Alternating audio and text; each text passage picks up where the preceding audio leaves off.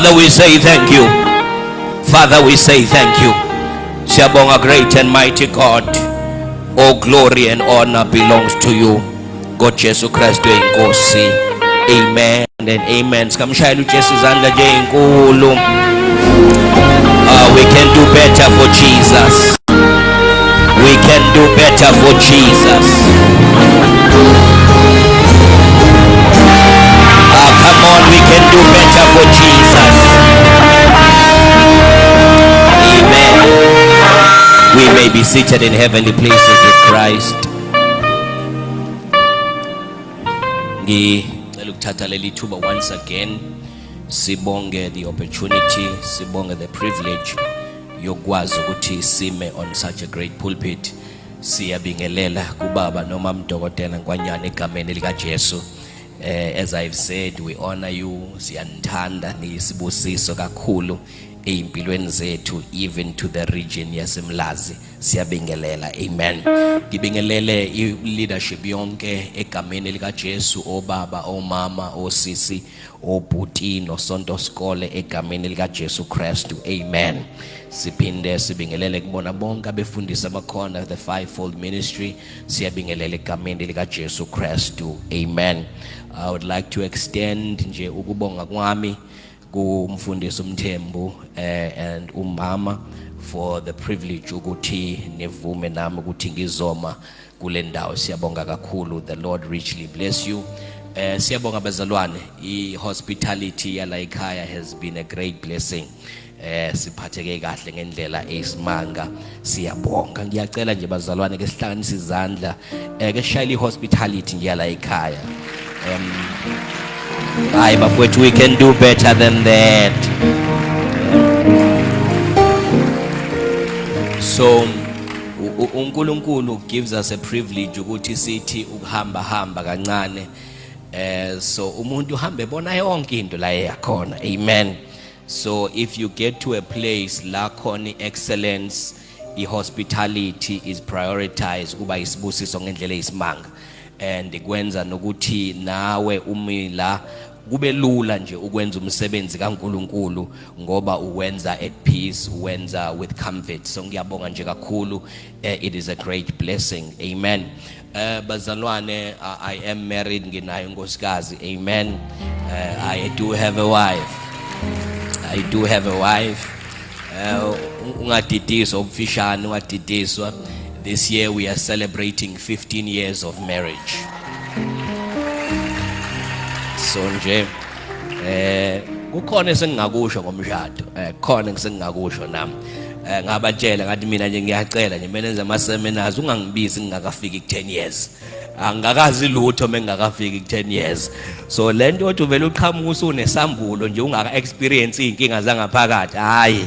So ke kufanele uthi ulinde. So I am married. Ngishilo ngathi I'm a father of 3 boys. Isemzini weyinsizwa. Amen. Ngoba sebeshilo, I am the founding pastor. The reason ngisho njalo ukuthi ngine rare privilege bazalwana. Angazi noma ukhona yena omunye umfundisi ofana nami. I'm the founding pastor of Word Empowerment Church, but also I'm the successor of Mthonjeni Community Church in Potchefstroom. So ngirana amabandla awu2, so ngi-alternate nje ama weekend. So nginesibusiso sokuthi mina ngiyakwazi ukuseva until my man of God goes to the Lord.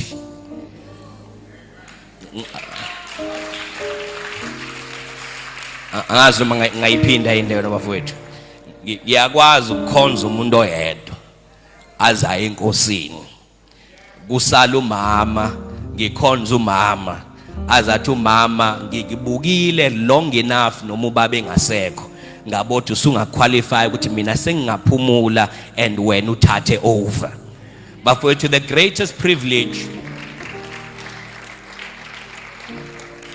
isibusiso that abazali bethu can have, ukuthi even while they are alive babone amadodana namadodakazi abo engene icathulweni and fulfilling iphupho labo abanalo.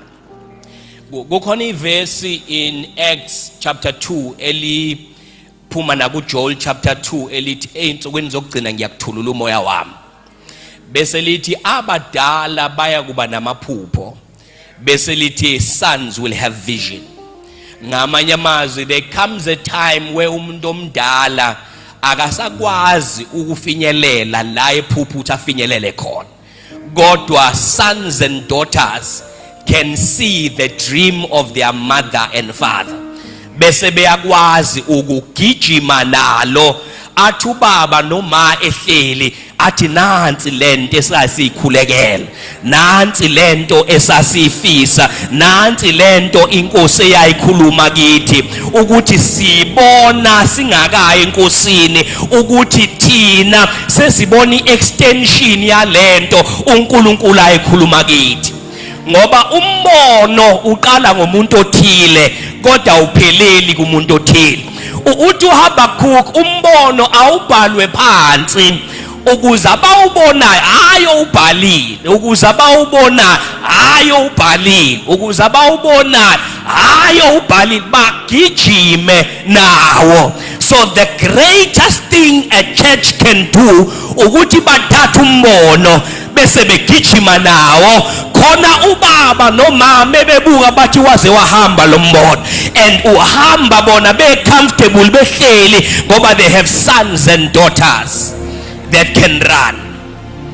So bafowethu mina kuyisibusiso nje ukuthi mengikhipha iresume yami ngikwazi ukusho ukuthi I'm a successor yokuthi ngiseve kwaze kwabonakala ukuthi ngingathenjwa ngento kababa. After my father went to be with the Lord, ngase ngihlala noma wathi umama, as much as I love and I want to siqhubeke, ngiyacela uthole someone else that will cover you, because I still believe in being covered and fathered. Ngase ke inkosi ingiphindisela la ngasindiswa khona kwakwama holidays, string school holidays, ngavakashela kaMashu. Mengivakashela kaMashu ngaye ebandleni ekwakhonzela esikoleni kuthiwa inhlaka. So a man that now fathers me, a man that mentors me, is not a stranger into this house. So ubabu wami bazwel bazalwane, and my mentor is umfundisi uMM Zulu wakaMashu, Rivers of Life. Amen. So I am covered in both ways. Ngamanye amazwi sonke we are product of someone. Yabona lento uthi uwena nje, wena inkosi ikhulume nawe, wena kwakhayo. It's a dangerous thing. So I am a person in authority and under authority. So ngiyakhuzwa nje nambafowethu mase ngibheda kuthiwa nje ayinohlala phansi, anginankinga futhi ngihlale phansi ngilalele ukuze le ndlela ihambeke kahle. Angiyena nje umuntu nje othi hayi mina I know it all. Cha, angikwazi konke. Uma ufunda uRomans chapter 8, I think verse 26 wakhona uthi umoya ingcolo uyasiza ngoba we do not know what we ought to pray and how to pray. Noma ungakhuleka kanjani kodwa ikhona element yokuthi awazi. And ayikho into yangibusisa njengaleli verse ngoba anginayo into yokuthi mengizoma phambi komuntu ngithi I know it all. Cha, I don't know. But I have the benefit of being in Christ ngoba le engikuye uyena owaziyo. Oh, amen. Ngiyacela ke bazalwane siqedele into yethu esiqale izolo. Ngicela siye ku Genesis chapter number 41 verses number 38. Ngihamba noSamkelo bese uba khona nolanga elihle lapha basebandleni. Amen. Ngiyabingelela bafowethu. Ningangishiyi yabo. Ningangishiyi kakhulu. Amen. Genesis chapter 41 verses 38 and 39. Masasi tolile city. Amen. Genesis chapter 41 verses 38 and 39.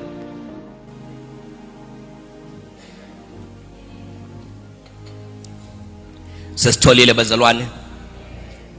Genesis 41 verses number 38 ngizofunda ku NLT. Verse 38 uthi, so Pharaoh asked his officials, can we find anyone else like this man?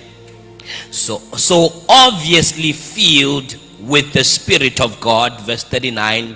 Then Pharaoh said to Joseph, since God has revealed the meaning of the dreams to you, clearly no one else is as intelligent or wise as you are. Sivala amehlo ethu. Baba, izwi lakho khuluma ngalo ngoJesu Kristu inkosi. Amen. Lithi uFaro wabiza izisebenzi zakhe wabuza ukuthi singamthola yini omunye umuntu ofana nalo okusobala ukuthi ugcwalisiwe ngomoya kaNkulunkulu. WasuFaro ebheka kuJosefa ethi ngoba uNkulunkulu ukumbulele ukuthi lamaphupho achaza ukuthini, ngokusobala akekho omunye umuntu onobuhlakani futhi onokuqonda njengawe. Izolo we laid a foundation yokuthi we got this. Oh, amen. Bakhona abantu abasha nesakhona bafweni nitheni konje nathini ngisanani ngiyazi usande kodwa phela ngisanani, don't leave me dry. Nitheni ya basho njalo abantu abadala basho njalo, nama ngazi bathini betokhithi kodwa basho njalo. So sathi we got this. Ngamanye amazwi uma ukuKristu uKristu ekuwe wena noKristu you got this. So noma ngabe yini obhekana nayo unalento ethi ngoba unoKristu and futhi ukuKristu lento obhekene nayo ngakwazi ukuyinqoba. Namhlanje ke ngicela nje ukuthi sibuke lesihloko kafushane ukuthi we need you, siyakudinga. Ngiyacela mhlawumbe ungiqhobela ababili nje nababathathu uthi we need you, we need you, siyakudinga, siyakudinga, siyakudinga. Yabona mhlawumbe umuntu omusha aphinde uthole omunye umuntu omusha boke kuzwakale naleyo vavavuma ukuthi ukhona umuntu omusha uthi cha ngiyakudinga mfowethu, ngiyakudinga, siyakudinga, siyadingana. So ngithe as I will be speaking namhlanje ngifuna ukubuka uJosefa, ngimbuke ngehlo leNew Testament bese ngiphinde ngimbuka ngehlo lokuba Christ centered noma kumbuka ngehlo lokuba kuKristu. Mhlambe before ngisho njalo ngicela ukudefine lamagama amabili ekuyiwona engithemba ukuthi inkosi izosisiza sivale ngawe egcineni.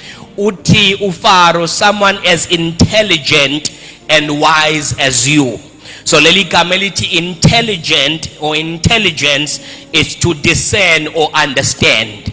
Mesikhuluma ngokuthi nje intelligent ukuqonda, baphinde balifake futhi bese beyolinka nalo leli gama elithi wise or wisdom. Wise noma wisdom ukuthi it's knowing the truth and how to apply it in any given situation. Ukulazi iqiniso nokwazi ukulisebenzisa kunoma isiphi isimo. So umuntu uma intelligent akufanele ajabulele intelligence kuphela kodwa kufanele employe ne wisdom, ngoba ayikho into ebhlungu nokuthi uyiqonde into kodwa ungakwazi ukuthi uzoyisebenzisa kanjani into oyiqondayo, ngoba baningi abaneqiniso kodwa iqiniso noma likhona alibasizi ngoba bakwazi ukulisebenzisa. So wisdom takes the understanding onayo bese likunika the ideas yokuthi uli-implementa kanjani leli qiniso onalo. So uthi ke uFaro akekho yini who is intelligent and wise. Angazi noma ngikhweba la emakhelwane wakho umuntu omusha uthi I am the one. Imina lowo one understanding, imina lowo onobuhlakani. Angazi nophinda nje usho futhi I am the one. Imina lowo onobuhlakani, imina lona onoqonda. Uma kukhona inkinga enibhekene nazo you can call on me ngoba mina leyo wisdom nginayo, mina lobo buhlakani nginabo. I am the one. Ayibantu abashakazi noma nikhona yini sengifuna ukugoduka phela ngisayoshumayela ngale ngiyakhona kodwa nje usho I am the one, I am the one. Ngifuna lento uyibambe uyi-embrace uyifake kuwe ukuthi mekukhuluma ngabantu aba-intelligent kukhulunywa ngawe. Akunankinga ukuthi okwamanje uyastrugglisha esikoleni izinto ayihlangani kodwa mekukhulunywa ngabantu abahlakaniphile ngokukhulunywa ngabantu abane-wisdom. I am the one, I am the one, I am the one, I am the one.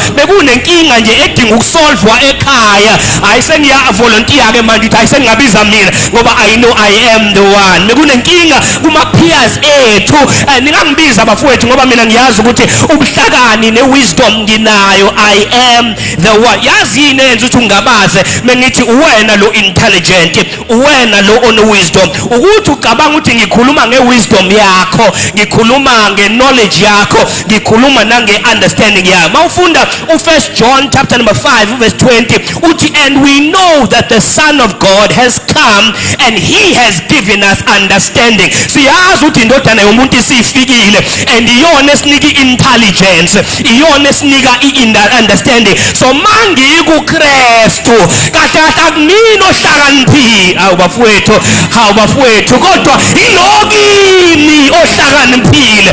So meke ngabatholakala nje kuKristu, uKristu watholakala kimi. Noma kade kwaziwa mecabanga ngabantu abathe ukuhlakanipha bangangibiza mina, hayi ke sengithola uKristu.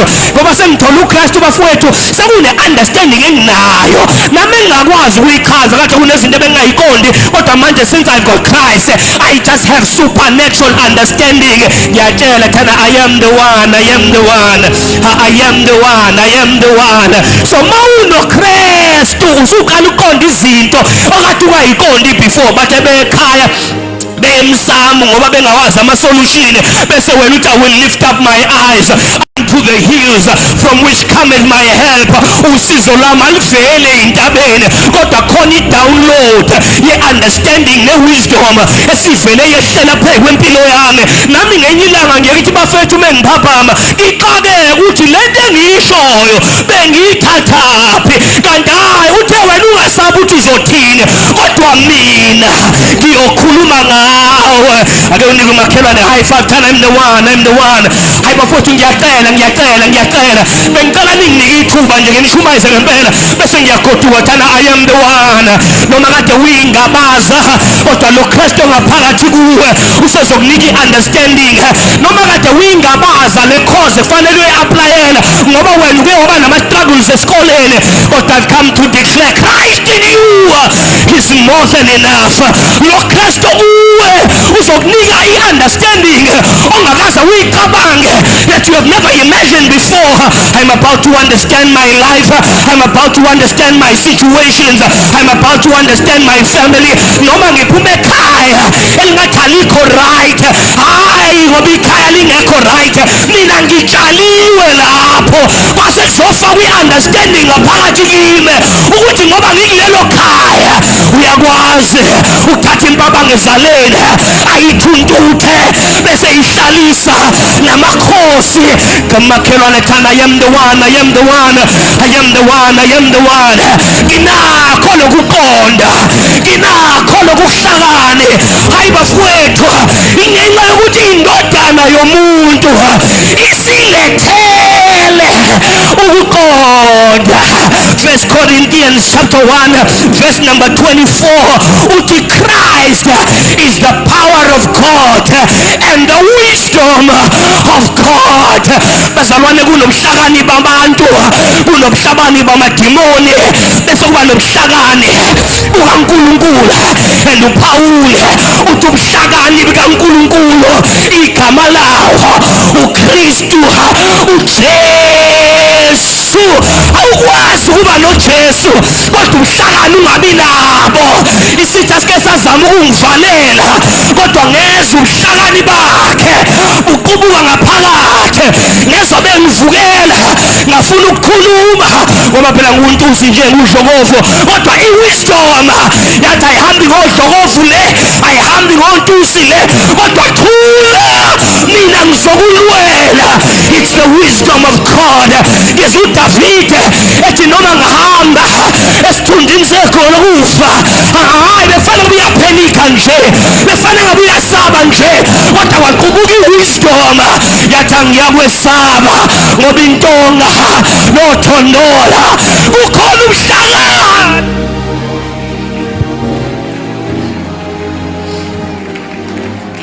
Kodwa makhelwane thana, I'm the one, I'm the one.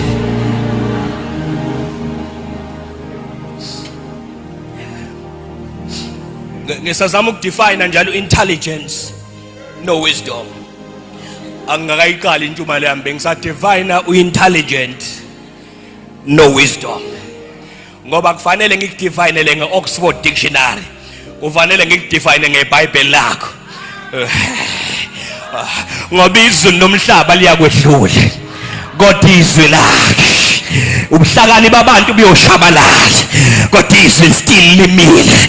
Hayi bafethu thina yikho nje, mina ayikho enye into engiyaziyo, ngizazela nje izwi likaNkulunkulu lona engazi mengihleli kulo ngiyaqala ukuthola yena, ngi-understand yena, ngiqonde yena. So nje when you are intelligent,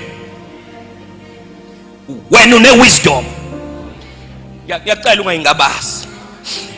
So ngithe bafowethu uJoseph afanele simbuke ngehlo of the New Testament, simbuke ngokuba kuKristu.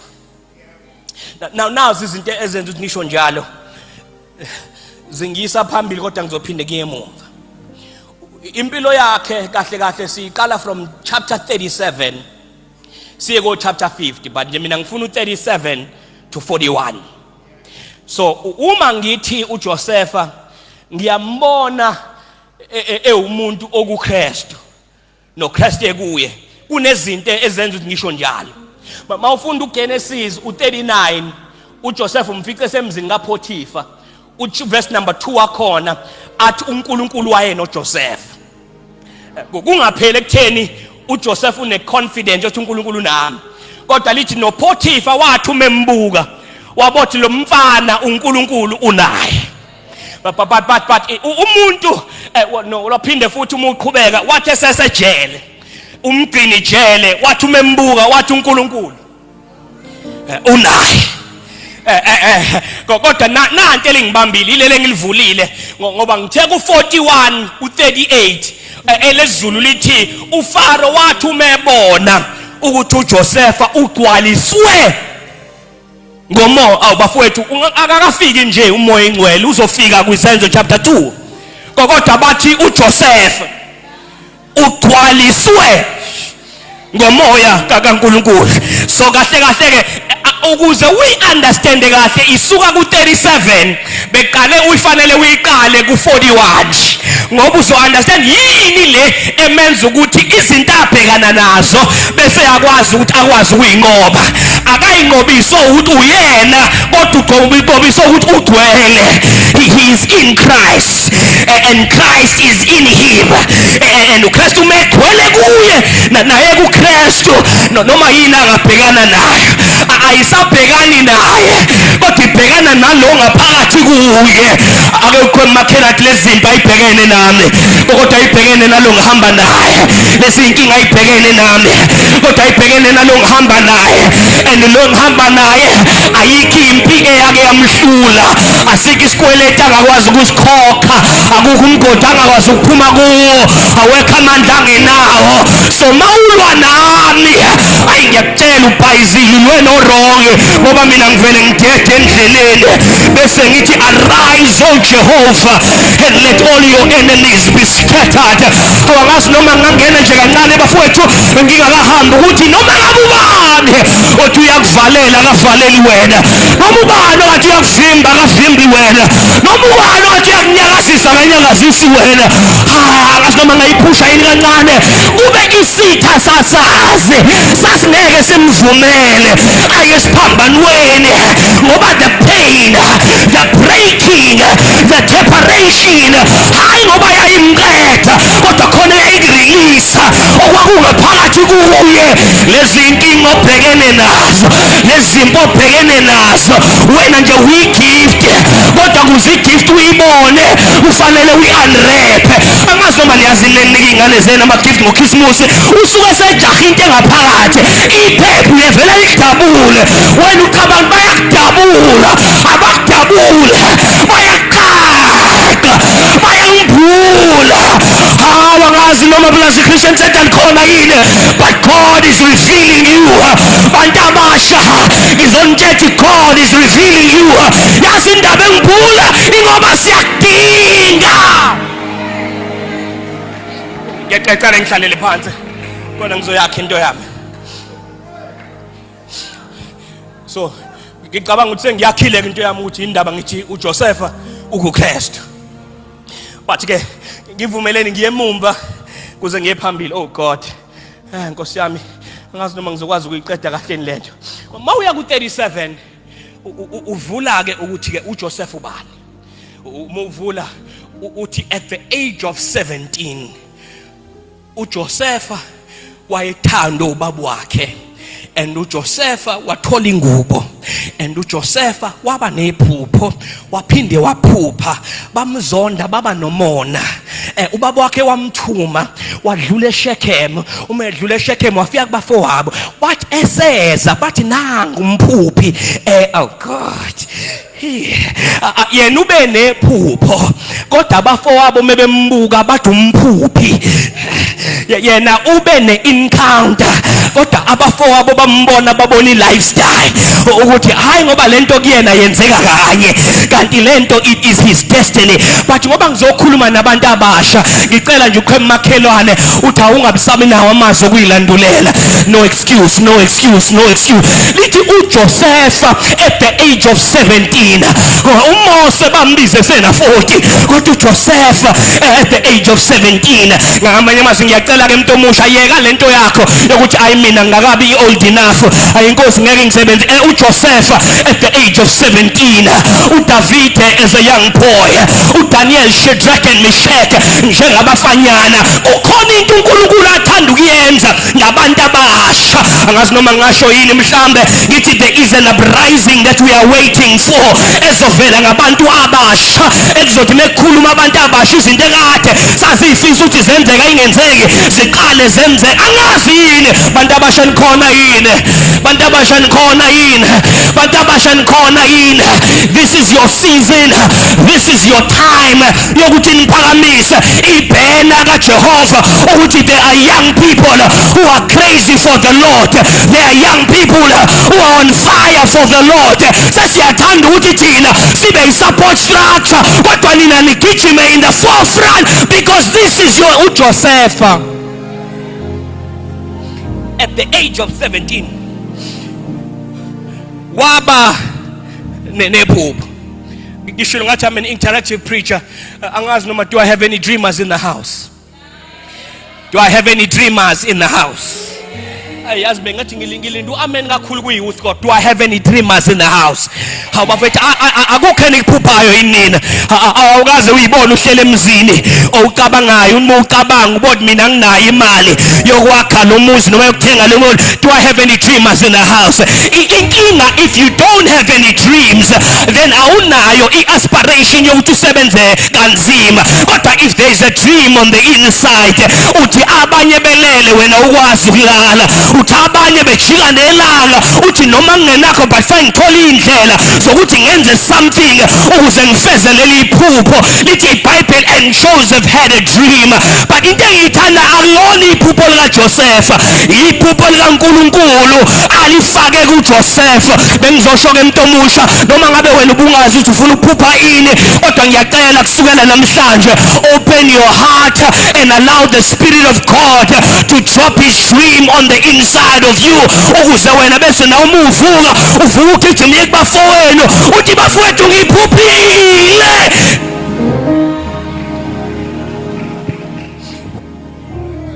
The problem ukuthi every dreamer has a process. Wonke umphuphi unendlela ekufanele ayihambe. So masulibambile iphupho ilona elenza ukuthi noma iprocess isifikile kodwa ungagive up. But into enza ukuthi usheshe ugive up ingoba ubona ngalutho. Kahle kahle iphupho is the end at the beginning. Ngayiphinda leyo. Iphupho yisiphetho eqaleni. Ngamanye amazwi mawuke awubafowethu mawungasubamba ukuthi iphupho yisiphetho esivezwa kodwa eqaleni. Anoma engayivezanga iprocess kodwa meke wakunika iphupho wakunika isiphetho kusho ukuthi akukho okungavela in between okungangivimba ngoba iphupho selifezile. Okay, let me put it this way. uJesu ukade efida 5,000 bese ethi kubafundi bakhe hambani niye ngaphesheya, wabanika i-final destination. Wase yena esala ngemumva bangena emkhumbini. Bathi mebengena emkhumbini kwavuka estorm, kwavuka amagagasi, baqala basaba. Kodwa into abangayikhumbuli ukuthi ngesikhathi eqala uthe go to the other side. Iphupho ilisuke lithi go to the other side. Sathi meyiqala ivunguvungu, athi meyiqala ukuphakama amagagasi, bathi beqala ukusaba bakhohlwa ukuthi uJehova meyikhulumile, he is a pusher and a puller. Awasoma ngayisho leyo. uJehova is a pusher and a puller. Ngamanye amazwi uthe hambani niye ngaphesheya, wabaphushela ngaphesheya. Kodwa ngoba uthe ngaphesheya izwi lakhe lifikela abalinda ngaphesheya. Bathi mekufuka amagagasi kodwa lalokho elibadonsile, athi amagagasi evuka kodwa izwi lathi ngimlinde ngaphesheya. Bathi abesaba kodwa izwi lathi ngimlinde ngaphesheya. Bathi bekhalaza kodwa lathi izwi ngimlinde ngaphesheya. Mntomusha, your future is waiting ngoba uJehova useyikhulumile and into eyenza yilokho ikudonsile.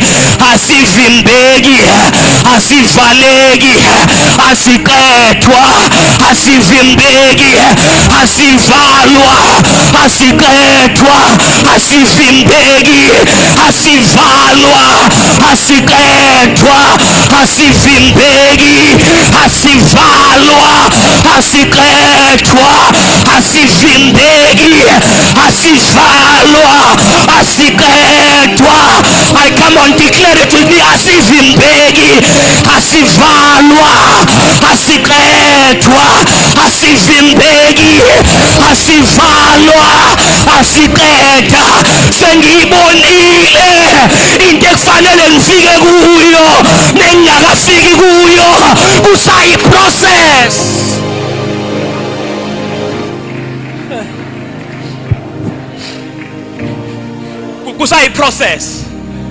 Kusayi-process. I-process ithi process mase batshela iphupho bamzonde kakhulu ngoba baqale bamzondela ukuthi uthanda ubaba. Kunabantu abangakuzondela ukuthi wenzeni kodwa mebekubuka bakubotha ubaba uyakuthanda. Ngiyangibona abagibela imoto ezinkulu kunezami, abanamabandla amakhulu kunawami, kodwa ngixaka ukuthi ngibenzeni ukuthi noma iprocess ingakapheli bayabotha ubaba ungithandile. Uyamazi umakhelwane wakho ungcono kunawe, unemali kunawe, kodwa wazi ukuthi inkinga yakhe yini. Ingoba uyabotha noma enakho kodwa uthando kababa kaluzwa. Ake uqhele umakhelwane ukuthi ubaba ungithandile, noma ungangithandi ubaba ungithandile, noma ungangizwa ubaba ungithandile, noma izinto engahambi kahle ubaba ungithandile. And ubaba umemthandile wathatha ingubo, a coat of many colors, wamboza ngefavor. Angiyisebenzelanga, angiyicelanga, angiyikhulekelanga, uvele wangithanda wangibathisa. Angiyicelanga, angiyikhulekelanga, angiyisebenzelanga, ungithandile wangibathisa. Mntomusha umbathisiwe ngamandla empumelelo, umbathisiwe ngamandla okuma, umbathisiwe ngokuthi ungahluleki. Wena embrace uthando likababa bese ugijima nalo. Mawufica abafowenu bekuzonda benomona, wena hlale ekutheni ubaba uyangithanda. Noma ningangizonda, noma ningaba nomona, kodwa one thing is guaranteed, I am loved by the Father. Ngimzwile uJeremiah 31 that I have loved you with an everlasting love and I have pulled you with my mercy. Ngithandiwe. God loves me ngokukhona makhelwane uyangithanda mina uJehova uyangithanda mina uJehova uyangithanda yabona ziningi izinto engayingabazi empilweni kodwa ngingabazi uthi uJehova uyangithanda mina ngithandiwe mina ngithandiwe uthando lwakhe olwenza ukuthi mina ngikwazi ukwenza kahle akangithandanga ngenza kahle kodwa ngesikhathi engithanda lwalokhu lungidonsa uthando ngagcina ngenza kahle ngoba ngithandiwe.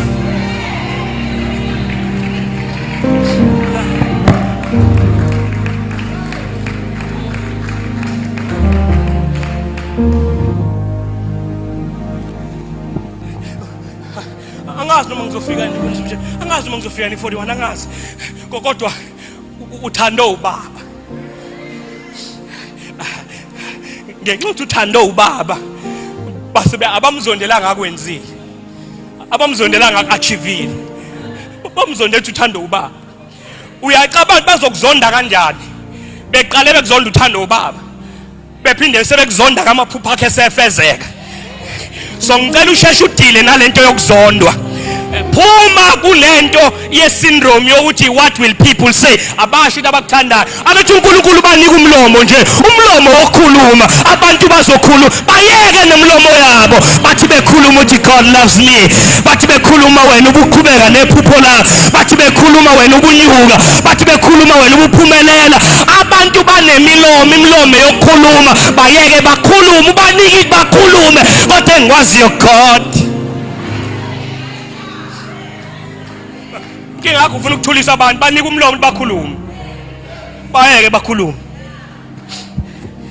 bayeke bakhulume ngicela ukusho le point bese thunywe ubaba wakhe ukuthi ahambisele abafowabo ukudla lithi but mayefika eShechem angabafici afice a man in Shechem bese eyibuza ukuthi awukaze nobabona abafowethu bese iyasho ukuthi abasekho la bese iyamkhombisa la bekhona bafowethu nifuna ngisebenze kakhulu afike eShechem umefika eShechem angabafica abafowabo afice kodwa a person an unnamed person engingamazi ukuthi nayo beqhamuka kodwa bekhona umefika bese ebuza ukuthi awukazi babone nini obhuti bami bese eyabakhombisa ukuthi bake umuntu omusha you cannot live this life without people who direct you. Wathi efika eShechem azi la kufanele yakhona kodwa for some reason noma wazi la kufanele uyakhona kukhona ama blind spot uNkulunkulu awabeka ngamasibomu angeke angibulele wona yena kodwa abeka abantu ukuthi noma ngabe ugcotshwe kangakanani there is a Shechem ezofika kuyo nolwazi onalo ukuthi abafowenu bakhuma ekhaya kuwe kodwa kufanele uthole umuntu obungamlindele nobungamazi kodwa ozokutshela mase useShechem kuzofinyelela kubafowenu this is the direction you must take mawungamlaleli uzolokhu uzungeza eShechem ufuna izinto zakho uthi mina uNkulunkulu akangiphenduli mina ezami izinto azenze athi izinto zakho azenze ukuthi wena ufuna ukulawulwa oh wena ufuna ukulawula wena ufuna ukuphila impilo yakho uzenzela umathanda kodwa mawuzofinyelela la uJehova ekhomse khona ubeka abantu noma unoNkulunkulu wakho kodwa mayeplace eMlazi Christian Center there are people ababekile ukuthi they must speak direction into your life kodwa wena mawungafuna ukuthatha idirection uzozungeza ndawonye uNkulunkulu sizungeze kodwa if you can take directions you will get to where you are going quicker than you need to be inkinga esidileyayo siyazenze wafika eShechem wafika a man yamkhombisa direction you need people who will direct you yabadinga abantu abazokudirect if ungabathola abantu abazokudirector uzohamba ube nenkinga endleleni isiZulu sithi indlela ibuzwa kwabaphambili so wena mawungabuzi umuntu uzongena emgodini abangena kuyo asebeyazi indlela ethi ungenza njani ungangeni kuyo nansi inkulumo yesilungu right yeka lento of learning from your mistake learn from others mistakes ngibonile abahambe phambi kwami ngabothi ukuze ngingangeni la bengene khona angabe ngisayithatha leya direction angishintshe direction ngihambe ngale. Inkinga yakho ufuna ukufunda emaphutheni akho. Inkinga mawufunda emaphutheni akho uyadelay. Kodwa mawufunda emaphutheni abanye usheshe udlule labona abahlala iminyaka. Abanye khona abano 10 years bedelay endaweni eyo. Kodwa kuba uthatha ama directions wena ubuzowazi ukudlula in 2 years. But inkinga yakho ufuna ukuzenzela wena. Uyazazi I have intelligence and wisdom in life. Yokwazi ukuthi angidingi ukuba neanswer yayo yonke into. Bakhona baphambi kwaba nempendulo. Ngizothatha yabo ngigijime nayo. Direction.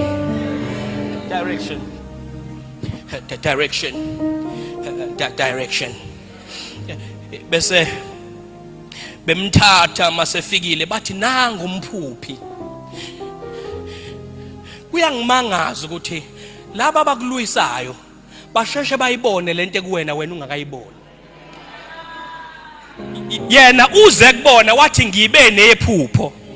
Bona mase bembona bathi nanga umphuphi. Yena ufike wazi banezwi wathi nginikwe ithuba lokushumayela. Kwaba khona bathi nanga umshumayeli. Wena ufike wadayisa ama snacks wathi ngishayisa ama snacks. Kwaba khona bathi nanga business woman. Inkinga yakho wena ubona lokho okukhona, bona babona lokho akubekile okusazoba khona. Usathane akalwi nawe ngenxa yemanje, ulwa nawe manje ngoba usebonile la uyakhona. Isifiso sakhe ukuthi enze wena ugive up manje, uaborte leliyaphupho osulibonile. Khona makhelwane thana, we need you. Bafowethu angivale because time is not but he's led. Bese bemfaka emgodini, babemfaka emgodini, akhuluma uJuda athi ngeke sikwazi kumbulala. Bafowethu kubona bonke abantu abebe ngakhuluma othi ngeke sikwazi kumbulala uJuda. Bafowethu endlalayo kubona bonke abantu abebe ngakhuluma ukuthi akangabulawa, kukhuluma uJuda. Abafowethu nifundisiwe nje nina kuleli bandla. Kubona bonke abantu abebe ngambulala abathi angabulawa, kwakhuluma uJuda. Angitshelazi ligama lithi Juda lisho ukuthini? Leli gama lithi Juda lisho ukuthi praise. When you find yourselves emgodini, phakamisa izandla zakho uthi ungefaniswe, ungelinganiswe. Sibazamile abanye, lingcwele, liphakanyisiwe, uyababazeka. Holy, holy, holy, holy. Bese bethi baqedile kodwa uJuda bese yakulwela. Ngizwi iBhayibheli ngesikhathi uJuda ezalwa lithi uLeya wayekade zama efuna iconnection, kodwa ngosuku athola ngalo uJuda lithi waye umyeni wakhe wathi I will now praise the Lord. When Judah is in the mix, izinto ekade ingenzeki ziyaqala ziyenzeka. Bengicela senze upractical. Can we give God Judah? Can we give God Judah? Can we give God Judah? Ungaphakamisa iphimbo lakho, uphakamisa izandla zakho, ushibonga into emnandi kuwe ngoba siphakamisa uJudah ukuze siphume emgodini. Siphakamisa uJudah ukuze lokho bekufuna ukusibulala ungabe usasibulala. Siphakamisa uJudah ukuze inkosi yamakhosi ingenelele esimweni sakho. Wanqaba uJudah.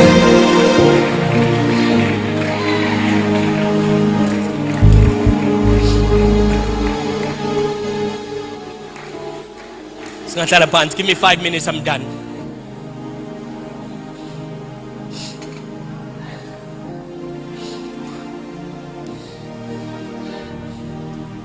Bamkhipha emgodini, bathola imbuzi ayibulala, bagcoba ingubo yakhe, bayithatha bayisa kubaba. You can take the garment, but you can't take what it represents. Bathatha ingubo ngoba bethi bathatha ifavor. kanti bathatha ingubo ibikhombisa abanye uthi ngine favor. Akuyona ingubo eyifavor. Ngicela ukukhuluma nawe ke where things were going well and zaqala zabheka phansi, bathatha ingubo akuthathiwe favor. Noma ungawuluza umshado kuthathwa ingubo akuthathiwe favor. Noma ungaluza ibhizinisi kuthathwa ingubo akuthathwanga favor. Noma bangayirepossess imoto kuthathwa ingubo abayithathanga favor. Uma akwazi ukuninga, if he did it before, my worshippers, where are you? If he did it before, he can do it again. Ngamanye akusho lutho uthi ulahlekelwe yini, uthi uJobe sebethathe konke wathi ngiyazi uthi umhlengi wami ukhona, umfundisi wami isingisi sithi I know my redeemer lives. Kuwona wonke amagama indaba ekhetha uredeemer. Leli gama lika redeemer in the Old Testament umuntu wakini obelithi menibhekene nesomiso athathe yonke into yakho ayibeke ngakuye. Wena kube ngathi uyahlupheka, mhla izinto zalunga bese ethi hayi na usungabuya bese kubuyisela konke. Ngamanye amathi uthi uJobe ngiyazi konke okulahlekile uzokubuyisa. Into enza ngingakhali ukuthi I have seen the end. Ngoba ngisibonile isiphetho, it's the process. Ayisangithusi, ngiyazi uzokubuyisa.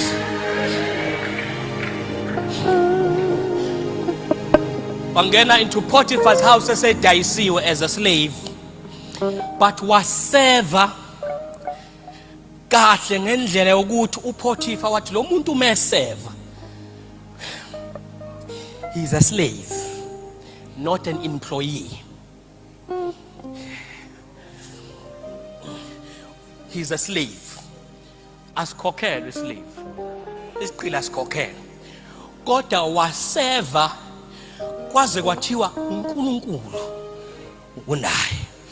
Bengicela nje ningiphe lento mina umfundisi omngadi. Mhlambe noma ngakukhohlwa konke okunye.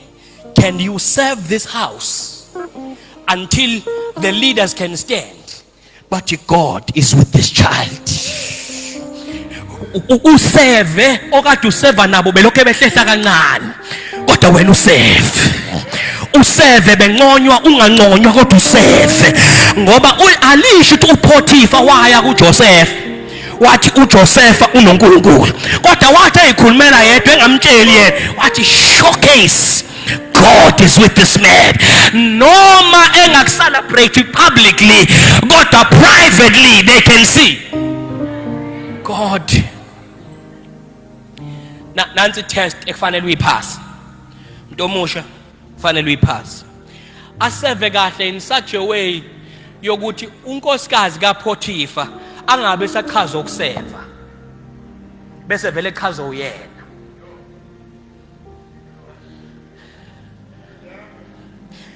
Ngayisho futhi aseve kahle until unkosikazi kaPotiphar angabe sachaza ukuseva bese echazwa. Amaphupho ayadayisana sometimes. Amaphupho ayadayisana. You can serve God so well. Ngesikhathi userve akuphakamise kade uhamba ngenyawo ungena emotweni. Ngesikhathi ungena emotweni uthi mase ujike roundini bese uqala ubangelelwa osisi akade bengakubingeleli.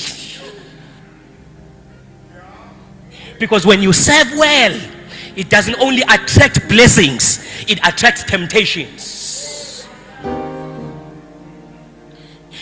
And it test yongena kuyizinga elilandelayo ukuthi masunamandla okwazi ukuengage kwi temptation ungathandazi ubaleke. Ngaphinda futhi ungathandazi baleka.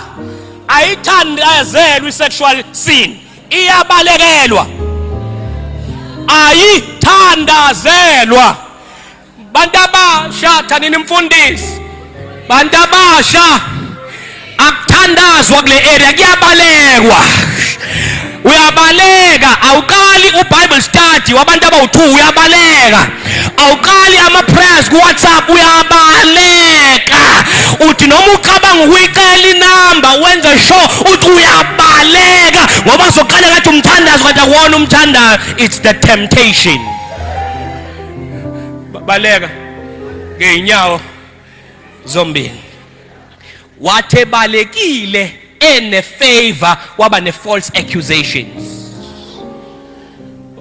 Khona abasazoyikhulumela nje ngawe, bayiqambela amanga ngawe, bayikhulumele ngawe, bakhe itori ngawe. Embrace them. It's part of life. Ubaba wami amsho mhlawumbe usake wayisho nento la ubaba wami uthi kukhona amanga avela afane nawe.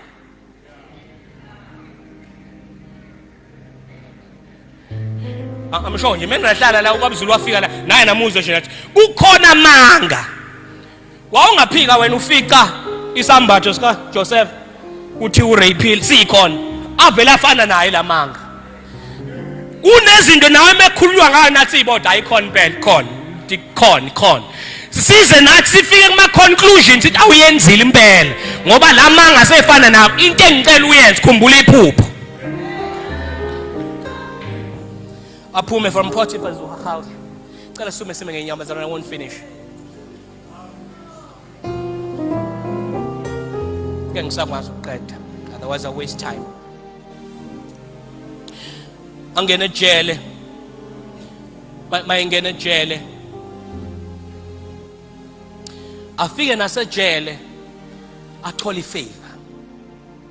Na ngicela ubambe lo nto ukuthi zonke lezi indawo athola ifavor kuzona indawo angafuni ukuba kuzona. Ivumela ifavor kaNkulunkulu isebenze nala ungakathanda ukuba khona. Uyivumela ifavor uyicleaner but you know you have a degree. Be faithful there. Uyivumela ifavor isebenze ushaya ama-peace jobs ungakafinyeleli there. Because uNkulunkulu uzobuka faithfulness in those areas. Uthe uma uthembeka okuncane you will become ruler over many. Wathi uma ungathembekile kokomunye uzothembeka kanjani kokwakho. Afika ejele kungene a baker and a butler esevele phakathi. Baphuphe achaza amaphupho akhe baphume bamshiye phakathi. Ngiyacela unganyakazi, be patient. Kukhona bazofika ukade wafika bakhuleke bayithole uzumngabazi. Just keep still and know that he is God. Ube wazi ukuthi you've been serving longer than they have kodwa ngathi uNkulunkulu akasakunakile, but keep still and wait upon the Lord. Bawachazela amaphupho baphume. The baker dies ngenxa yephupho abelichaze ngayo. The cupbearer athi mawuphuma ungangikhohlwa. For 2 years imkhohlwe. For 2 years imkhohlwe. 2 years later uFaro has a dream. Into bengizofisa ukuzoyisho bengizothi we need you. Abize onke ama magicians zakhe nezazi zakhe. Athi ukhona nongalichaza leli phupho uthola athi akekho ongalichaza. Bese lo bemkhohliwe athi ngingaba nephutha. Ungaba nephutha lika 2 years. He's working out bitterness. Mebekhohlwa ngabazondi. Mebekhohlwa ngabalela amacala. Mebekushiya hlanza inhliziyo yakho. Ngoba awufuni ukuthi masufike lapha sekufanele bakuseve bangakwazi ukukuseva ngoba wena usakhumbula ukuthi bakhohlwa. Bese ethi uFaro ngicela niyomlanda. Bengizoshumayela lapho manje ngithatha isikhathi esithi we need you. Lo muntu udlula konke lama experience sithi inkosi imlahlile kanti uyopositioniwa endaweni la edingakala khona.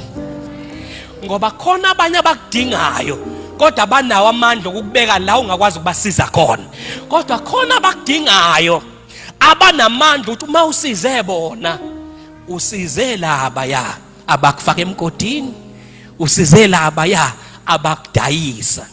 My question is, ungakwazi ukukhula enough usize laba abakudayisile, usize laba abakufaka emgodini, ngoba uJosepha uye Egypt because kuzofika isomiso and uNkulunkulu khona iprofeta ayikhuluma kulewa mndeni.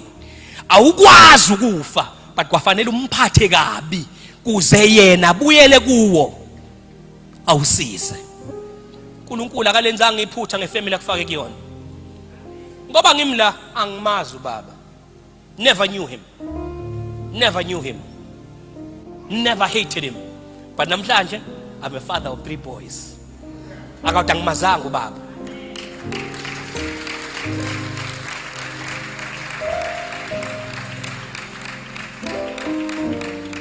Namhlanje I'm a married man. I don't know a successful marriage that went past 5 years in my family, but 15 years later, because God had something abefuna ukuyenza. So ngicela uyibambe lento, siyakudinga. When depression hits, we need you. When you feel anxiety, we need you. Mawufuna give up, we need you. Noma sibeke bonke abantu in place, there is a place for you. And siyakudinga. Ngicela wazi ukuthi siyakudinga. Bonisa umthemba mntana. We need you. Kube ngiyakwazi ukucula but I'm not a singing pastor. Bengizothi I pray for you. You pray for me. Yabo? Angikwazi mina ukucula. Sala sengiculela ngihlale phansi ngani. I pray for you. You pray for me. I need you to survive. I won't harm you with the words of my mouth. But ngiyakudinga. Ngiyakudinga. Abanye bethu bamila because khona isalukwazi sasithandazela. Abanye bethu bakwazi ukuma ngathi benze ngamandla because there was someone owabona something kithi batshala kuyo singakafiki. We need you. As becula ngicela ungitholele nje 5 people uthi siyakudinga. Siyakudinga. Fundisi come. Uthi siyakudinga. Siyakudinga.